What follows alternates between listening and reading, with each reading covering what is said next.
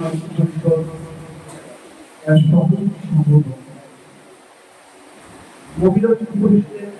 পরিস্থিতি সবাইকে সুস্বাগত জানাচ্ছি।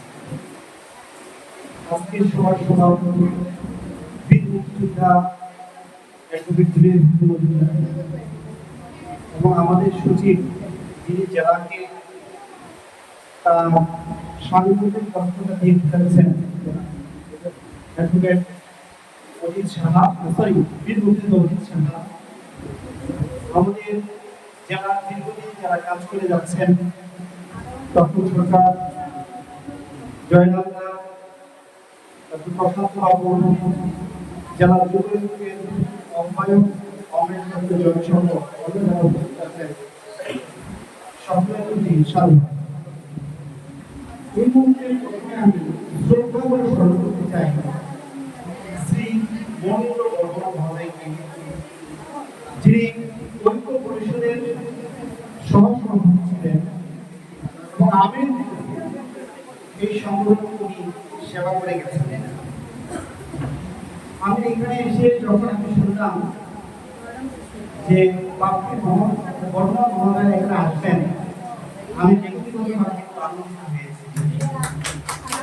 ওনার সাথে আমার স্মৃতি, আমি ওনার ছেলের বন্ধু।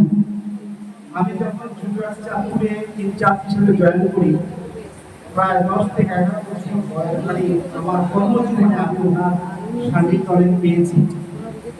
এবং আমি আরেকটা জিনিস দেখতে অভিভূত হয়েছি যে এখানে যারা উপস্থিত হয়েছে তারা চাঁদপুরের সামাজিক, সাংস্কৃতিক, শিক্ষা বিভিন্ন শাখায় অত্যন্ত উজ্জ্বল রূপ।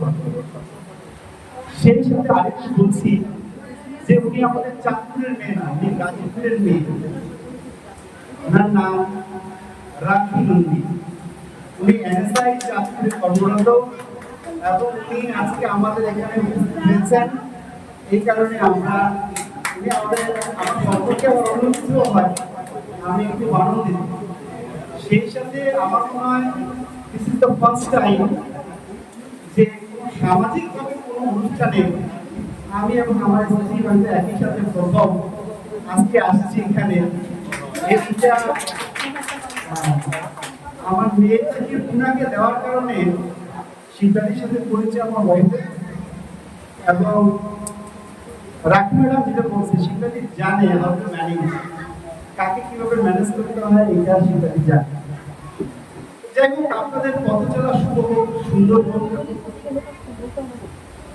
শুধু লাস্ট আমি দুইটা কথা বলতে চাই, সেগুলো জানেন আমরা কিন্তু একটা কঠিন সময় পাচ্ছি।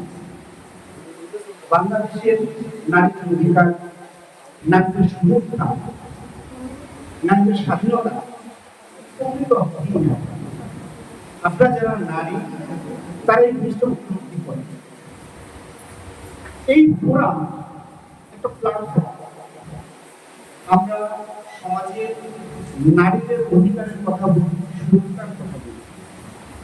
আপনারা খেয়াল করবেন, আপনারা যখন রাস্তাঘাটে চলাফেরা করেন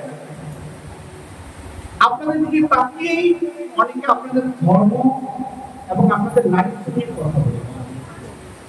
আমরা চাই আমার ওয়াইফ, আমার বউ, আমার বাচ্চা, আমার পরিবারের সদস্যরা রাস্তাঘাটে স্বাধীনভাবে চলাফেরা। তো এই যে আমাদের একটা সংগ্রাম, এই যে আমাদের একটা লক্ষ্য, এই যে আমাদের একটা কার্যক্রম, লাঞ্ছিহার গণতন্ত্রকরণ আপনারা সবাই জানেন। আসলে আমাদের কাজ করার অনেকগুলো ইস্যু আছে এবং আমাদেরকে কাজ করতে হবে। তা আজকের এই শুভ সন্ধ্যায় আমি বিশ্বাস করি আপনাদের সচেতনতা এবং ঐক্য পরিষদে আপনাদের ভূমিকা আমাদেরকে সবসময় এগিয়ে নিয়ে যাবে। আপনাদের দীর্ঘ সাংগঠনিক কর্মদক্ষতা এবং সাফল্য কামনা করে এখানে শেষ করছি।